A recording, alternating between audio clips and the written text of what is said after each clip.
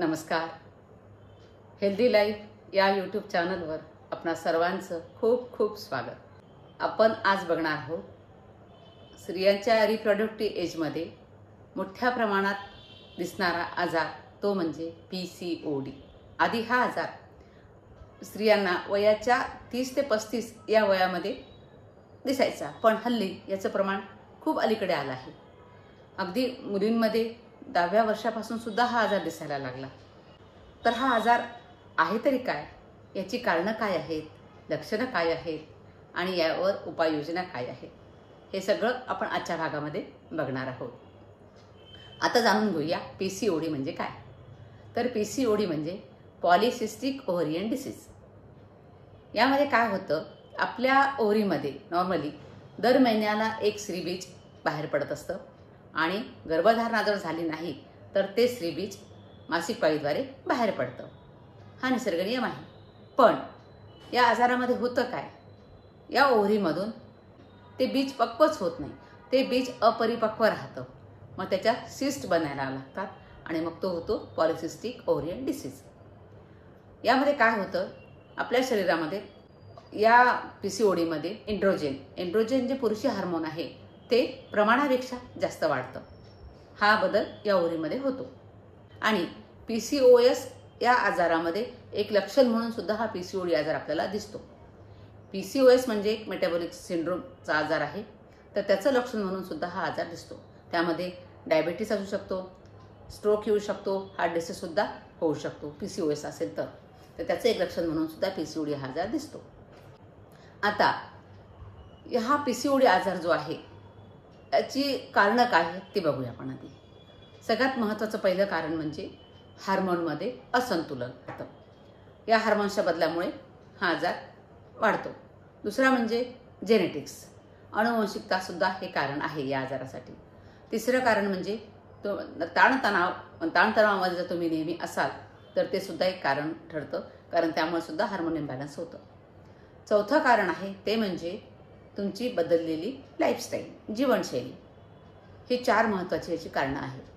आता याची लक्षणं काय आहेत ती बघूया. लक्षणांचा विचार करताना पहिलं, पिरियड लवकर येत नाही. कधी 2 महिने होतात, कधी 4 महिने होतात, कधी 6 महिने सुद्धा होतात, पिरियड येत नाही. त्यानंतर वजन वाढायला लागतं. त्यानंतर चेहऱ्यावर अनावश्यक केस यायला लागतात आणि पुरुषी हार्मोन वाढल्यामुळे पुरुषांचे डोक्याच्या मधले जसे केस जातात तसे स्त्रियांचे सुद्धा केस जायला लागतात.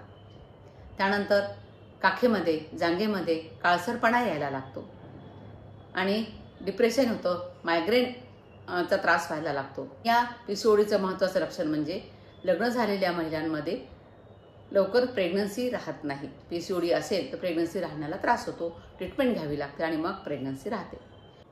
आणि महत्त्वाचं लक्षण म्हणजे लठ्ठपणा वाढतो. कितीही प्रयत्न केले तरी वजन कमी होतच नाही. पाळी अनियमिततेनं आणि वजन वाढणं आणि अनावश्यक केस चेहऱ्यावर, पोटावर, पाठीवर येणं हे याचं महत्त्वाचं लक्षण. आता आपण कारणं बघितली आणि याची लक्षणं बघितली. आता यावर उपाययोजना काय करायच्या. हार्मोन इम्बॅलन्स असेल तर तुमचे गायनेकॉलॉजिस्ट किंवा तुमचे एंडोक्रायनॉलॉजिस्ट यावर तुमची हार्मोनची ट्रीटमेंट देऊ शकतात. वजन वाढत असेल, डाएटचा काही प्रॉब्लेम असेल तर डायटिशियनचं ओपिनियन घ्यायला हरकत नाही. पण लाईफस्टाईलकडे लक्ष देणं खूप गरजेचं आहे. लाईफस्टाईलकडे लक्ष द्यायचं म्हणजे काय करायचं, आपल्या जेवणाच्या वेळा त्या प्रॉपर वेळामध्ये जेवण करा. जेवण काय करतो आहे इकडे लक्ष द्या. गोड पूर्णपणे बंद करायचं आहे. ज्यांना PCOD झालेला आहे त्यांनी तर गोड पूर्ण बंद करायचं. कुठल्याच स्वरूपामध्ये साखर गेली नाही पाहिजे आपल्या शरीरामध्ये. बेकरी प्रॉडक्ट्स असतील किंवा junk food, fast food, cold drinks, कुठल्याच स्वरूपामध्ये साखर आपण घेता कामा नये. गुळाचा वापरसुद्धा टाळलेला बरा. इतकं गोड तुम्हाला कमी करायचं आहे. आणि PCOD असणाऱ्या महिलांनी फायबर डाएटचा जास्त वापर करायचा आहे आणि प्रोटीन आहारामध्ये असेल हे बघायचं आहे. आणि तुम्हाला कार्बोहायड्रेट डाएट कमी करायचं आहे, म्हणजे भातसुद्धा कमी खायचं आहे, बटाटे कमी खायचे आहेत, पोळी कमी खायची आहे. त्याऐवजी तुम्ही ज्वारीची भाकरी किंवा बाजरीची भाकरी खाऊ शकता. मिलेट्स खूप उपयोगाचे आहेत. मी माझ्या एका पेशंटला हे भरड धान्य जे आहे मिलेट्स ते तिला मी सांगितलं होतं घेण्यासाठी. तिने त्याचा चांगल्या प्रकारे उपयोग केला. अगदी काटेकोरपणे तिने डाएटकडे लक्ष दिलं आणि बरीच लक्षणं तिची कमी झाली होती. त्यामुळे डाएटकडे लक्ष देणं खूप महत्त्वाचं आहे. त्यानंतर व्यायाम गरजेचाच आहे. तुम्हाला शारीरिक कष्ट केलेच पाहिजेत. या बदललेल्या जीवनशैलीमुळे घरात कुठलीच कामं होत नाहीत आणि बाहेरसुद्धा बाईकचा वापर, ऑफिसमध्ये बैठे कामं, मुली असतील तर अभ्यासासाठी सतत बसावं लागतं. या कारणामुळे वजन वाढत आहे, हार्मोन्समध्ये इम्बॅलन्स होत आहे. त्यासाठी जर तुमचं बैठं काम असेल तर दर 2 तासाला शरीराची हालचाल करायची आहे आणि वॉकिंगची सवय ठेवा, योगाभ्यासाची सवय ठेवा, वेळ काढा स्वतःसाठी. आणि ताणतणाव असतात त्यासाठी तुम्हाला मेडिटेशन केलं पाहिजे, डीप ब्रिदिंग केलं पाहिजे. त्यानंतर योगनिद्रासुद्धा केली पाहिजे. याचासुद्धा तुमचे ताणतणाव कमी होण्यासाठी खूप उपयोग होतो. मग नियमित योगाभ्यास, वॉकिंग आणि कुठलाही एक्सरसाइज तुम्हाला आवडत असेल तर यामधलं काही तुम्ही करू शकता आणि प्राणायाम करा. हा त्रास कमी होईल.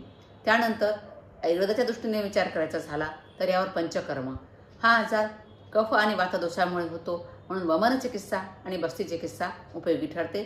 त्यानंतर मेडिसिन जर घेतलं तर ते खूप लाभदायक ठरतं. आणि आपली जीवनशैली चांगली ठेवायची आणि झोपण्याच्या वेळासुद्धा चांगल्या पाहिजेत.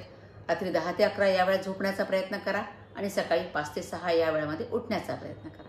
ही मधल्या वेळातली जी झोप आहे ना ती तुम्हाला आरोग्यदायी असणार आहे. आणि दुपारची झोप बंद करा.